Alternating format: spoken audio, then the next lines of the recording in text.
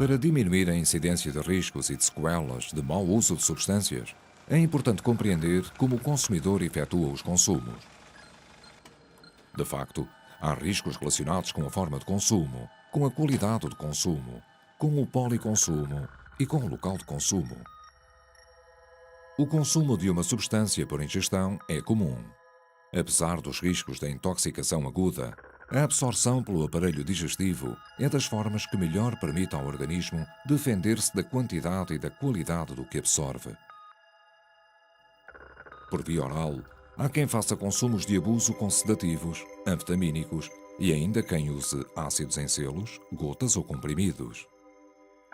Nestas situações, o consumidor deve estar acompanhado por alguém da sua confiança. Uma atenção particular merece o consumo de bebidas com álcool. Como o álcool provoca sede, o consumidor tem que beber água e deve aprender a saborear e a prolongar a toma de uma bebida com álcool, não esquecendo de alternar o consumo com outra bebida sem álcool. Também nunca se deve tomar álcool em jejum e recusar sempre a sua mistura com outras substâncias psicoativas, nomeadamente fármacos sedativos e cocaína. O consumo deve ser recusado por menores de idade e pela mulher que esteja grávida ou que amamente. Ao consumo de cocaína por aspiração nasal, chama-se snifar, dar linhas ou dar riscos. Com a absorção de cocaína pela mucosa nasal, pode ser perfurado o septo nasal devido ao efeito vasoconstritor e anestésico local da cocaína. O tubo partilhado pode ainda ser veículo de transmissão de agentes infecciosos. Também há quem use esta via para o consumo de heroína ou pó de comprimidos. O consumo de uma substância por via inalatória pulmonar é comum e a sua absorção é muito rápida e intensa. Acontece na inalação de solventes, diluentes, colas e com inalação de fumos. Através do fumo do tabaco, são inaladas mais de 4.000 substâncias. Destacam-se pela sua perigosidade o alcatrão, substâncias cancerígenas e nicotina. 90% dessa nicotina é absorvida e alcança o cérebro em cerca de 8 segundos. As 3 substâncias ilegais mais consumidas por via fumada são a cannabis, a heroína e a cocaína. O consumo de heroína fumada, chamada chinesa, provoca intensa dependência psicológica e física. Com a chama de um isqueiro, a heroína é queimada sob o papel estanhado e o fumo produzido é aspirado por um tubo. Quando o consumidor fica prostrado, pode fazer pequenas queimaduras no corpo ou na roupa e é real o risco de incêndio. Há quem fume cocaína na forma de freebase, base ou crack.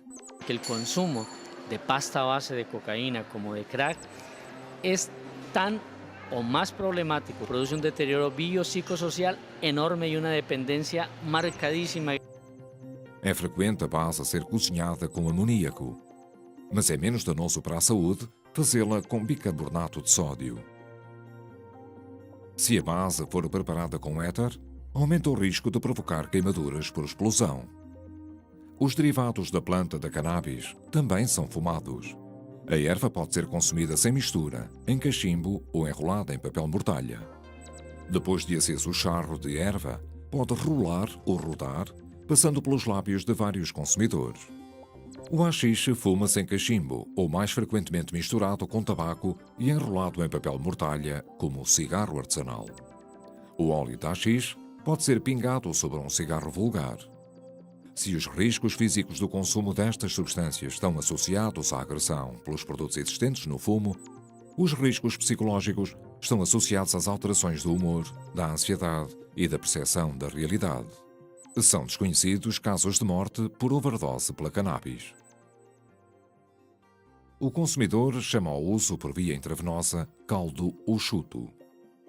Envolve riscos importantes, como sejam a overdose, as embolias, as infecções locais e a transmissão de doenças infecciosas. Para as prevenir, o consumidor deve recusar a partilha de qualquer material, incluindo o caldo, a colher ou o filtro. Na sua preparação, deve ser utilizada água esterilizada, ou pelo menos água potável, mas nunca água gaseificada, para evitar uma embolia gasosa. As duas substâncias mais consumidas por via intravenosa são a heroína e a cocaína. Mas há também quem injete anfetaminas e quem utilize comprimidos e até supositórios. No consumo de cocaína injetada, os cristais de cloridrato são diluídos em água. Esta preparação não necessita de ser aquecida e costuma ser feita numa colher ou numa tampa de plástico. Há quem injete cocaína base ou crack. Porque a cocaína tem efeito anestésico tópico e porque a ansiedade do consumidor é grande, há quem se pique no mesmo local muitas vezes até conseguir canalizar a veia. Por equívoco, o consumidor chega a injetar-se numa artéria. Por isso, se recomenda que o consumo intravenoso seja feito em local iluminado. Quando a quantidade injetada é maior que o habitual, quando a substância é mais concentrada ou quando está potenciada, aumenta o risco de overdose, de convulsões, de arritmias, até mesmo de hemorragia cerebral. Para ser injetada, a heroína é diluída em água que tem que ser acidificada. Esta preparação é chamada de caldo ou chuto. A mistura feita numa colher de metal é aquecida e essa solução é filtrada para a seringa através de uma pequena bola de algodão ou filtro colocado na ponta da agulha. Quando um consumidor injeta uma dose maior ou mais concentrada, ou quando está sedado, aumenta a probabilidade de sofrer overdose, depressão respiratória, coma e morte. Para minimizar os danos, é vantajoso ter acesso imediato a naloxona, medicamento antagonista opiáceo de semivida curta. Assim, se pode reverter temporariamente o coma opiáceo e manter o doente com vida até chegar ao socorro médico.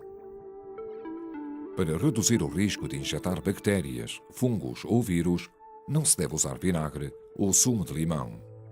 À mistura de heroína e cocaína para injetar, diz-se mista ou speedball.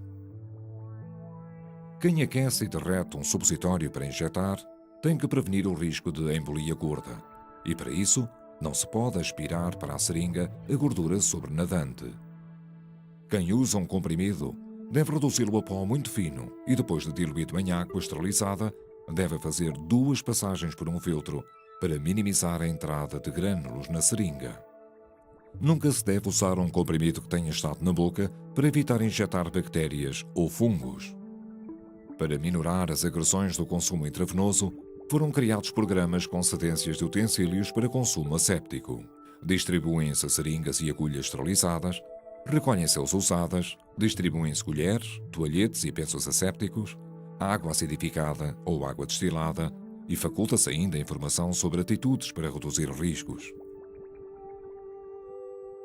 Para quem se injeta, é importante escolher um local não isolado, garantir a asepsia dos materiais e do ponto de injeção e injetar pequenas quantidades lentamente. Os consumidores mais informados sobre a redução de riscos sabem como fazer uma injeção intravenosa, sabem onde não se devem picar e os cuidados a respeitar. Se após um período de abstinência o consumidor se injeta, pode não suportar a quantidade habitual, porque diminuiu a tolerância. Por isso, o mal menor será recomeçar sempre com doses mais pequenas. Ao injetar adulterantes ou produtos de corte, o consumidor também se arrisca a sofrer reações alérgicas, porventura um fatal choque anafilático. Os danos podem ocorrer mais facilmente quando falha a redução de riscos. Por isso, as infecções bacterianas são comuns nos locais onde, sem cuidados de asepsia, as veias são picadas. Há outras patologias que também são frequentes, como sejam as flebites, as tendinites, as tromboses e as embolias. Não são raras as septicémias, nem as infecções em órgãos afastados, endocardites e mesmo a amputação na sequência de necrose. De entre os perigos psíquicos associados ao consumo de substâncias psicoativas, podemos destacar a paragem no desenvolvimento psicológico, as dificuldades intelectuais e as perturbações do comportamento. No âmbito familiar, são intensos os riscos de conflitualização, de manipulação, de ruptura, de inversão de papéis e de exclusão da família.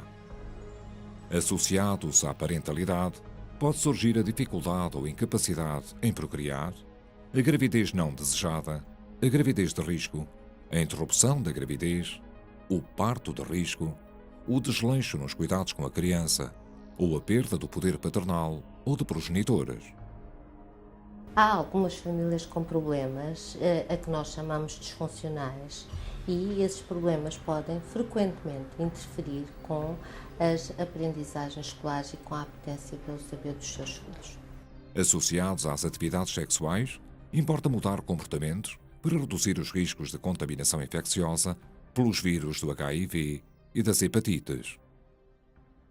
A contaminação pelo bacilo de tuberculose está associada sobretudo ao SIDA e às precárias condições de vida do consumidor. Quando os riscos não foram evitados e os danos ocorreram, importa reagir para tratar as doenças y contrariar a degradación humana. Nuestra misión como médicos o nuestra misión como sanitarios es que el drogodependiente viva en las mejores condiciones y respetar hasta cierto punto sus decisiones. Nosotros no somos legisladores, somos sanitarios y debemos procurar que la vida del paciente esté en las mejores condiciones posibles. Os danos ocorridos, solidão, má inserção social, marginalidade, prostituição, feminina e masculina, ou a delinquência, conduzem à exclusão da comunidade. A criação de pontes contra a exclusão permite que toxicodependentes em exclusão social se motivem para cuidar da sua saúde e não agravem mais a saúde da comunidade. Não vivia aquilo na vida, andava a viver só para a droga em função da droga. Uma das respostas para contactar com dependentes e contrariar a sua exclusão social é iniciar a sua relação com uma equipa socio-sanitária. Une équipe mobile de réduction des risques qui va à la rencontre des usagers de drogue et qui essaye de faire de la médiation sociale dans les quartiers pour amener les personnes les plus en difficulté vers les soins. C'est-à-dire qu'on est sur un éventail de possibilités et que chacun doit progressivement trouver son équilibre en sachant que le produit a une fonction autothérapeutique pour la personne. Donc il ne s'agit pas de mener une politique à marche forcée pour leur faire arrêter le produit, mais progressivement de leur permettre de trouver des équilibres nouveaux qui vont leur donner les moyens d'assumer leur existence d'une façon un peu moins douloureuse. O tratamento é, pois, uma necessidade para quem está doente e, de acordo com a situação de cada pessoa, poderá ser efetuado em regime ambulatório, em regime hospitalar ou residencial.